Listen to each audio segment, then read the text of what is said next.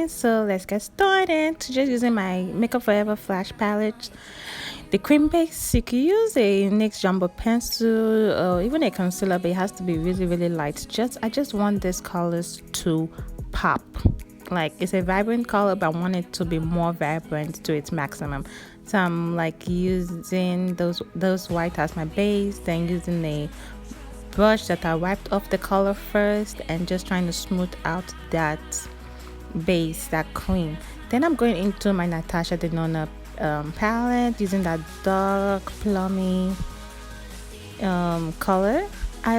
You're gonna see later on that I'm gonna mix it with red because I wanted it more like a burgundy red, and it's very like purplish, but yeah, so I'm just gonna put that in my crease. I'm like blending it out, I'm buffing it out and just bringing it to the corner because I want it blown out across my lids. So I'm just taking Makeup Forever like dark red color. Any dark red color you have will do. I'm just adding it just to give it a more reddish plumish effect, but with a red hue. So I'm just using that to put it in the same spot where I put the plummy color. Definitely blowing it out, going back to my Natasha, using that dark brown. That dark brown really doesn't show up on my skin tone, but it's a really good brown to just help blend out the edges. So like you can use your face powder, bronzer just to help blend out those edges because you don't want those edges to be so harsh. So that's what I'm doing. Yeah. And next I'm gonna go into that same flash palette using that same white to cut my crease, guys. So you saw how I looked up, you can see where my crease like kind of stopped when I look up, and that's where I'm following my crease cut. So you guys already know this, you see everybody doing it, so not anything different from here. So just cutting my crease and just going above my crease, and this you just have to take your time so that your line can be as like perfect as you can possibly take it. So just bringing it to the corner and just making it as neat as possible, and just trying to match the other eye too. So this part just takes a long time. I just have to be careful. Yeah, you can see I have like a hooded eye, so I always have to like raise up my eyelids so I could smooth out all those creases, because I do have an eye fold, you could tell, but I'm dragging that cut crease like a wing. You can see how I'm dragging it like it's gonna be like a wing. So it's not a full round cut crease, but it's like a curvy cut crease that's just gonna curve out at the edge, because I want it very curvy, not just straight out, not just a straight curve or a round cut crease. I want it curvy. So you can see my line is not that straight, so I'm bringing it up more just to help it straighten up, align to each other.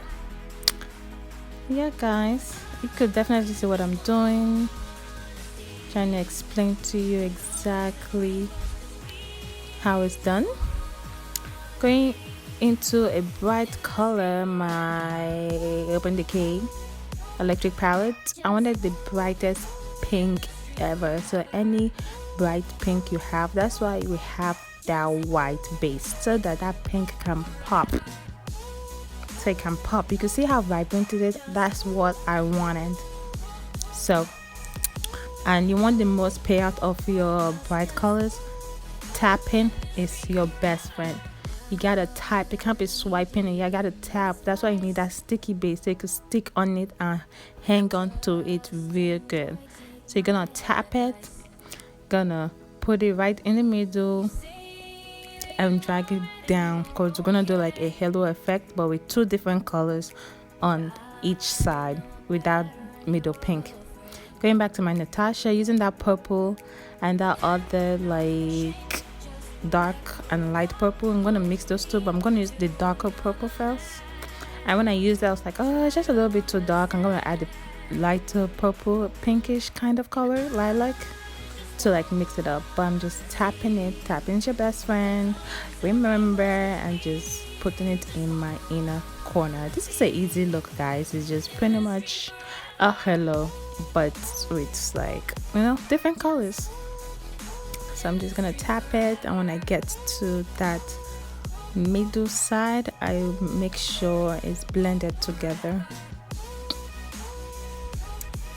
And just because these shadows were packed on fully, it's kind of hard to like blend where those two colors meet, so you just have to like drag it. Well, depending which side you want more of the color, like I want the purple more, so I'm dragging the purple more to the other side of where the pink is to help it blend.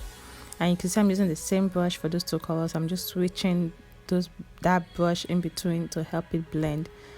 So yeah, when the colors are packed so heavily, it's kind of hard to blend, so you just have to like work with it, you know. So now I'm gonna go into my Sugar Pale Red. Any red you have, just any vibrant red you have, and I'm just gonna repeat that step but on my outer corner, and tap tap tap so that that color does show up as vibrant as it can. You can see all the tapping I'm doing. Then when it's time to like blend those two edges where the pink and the red meets, that's when I will, you know, drag it, pretty much like dragging. And for it, yeah, see right here, I'm just dragging. So I wanted more of the pink to overlap, so I'm just dragging the pink where the red is to help it blend and blend and blend and blend. But since I'm dragging the pink, I'm still using that brush of the red color just to help it blend, so you can have that blend of the red and the pink. I hope that makes sense.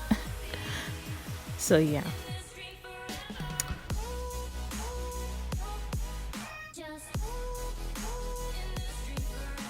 Now I'm just gonna do my eyeliner. Use any eyeliner that works for you.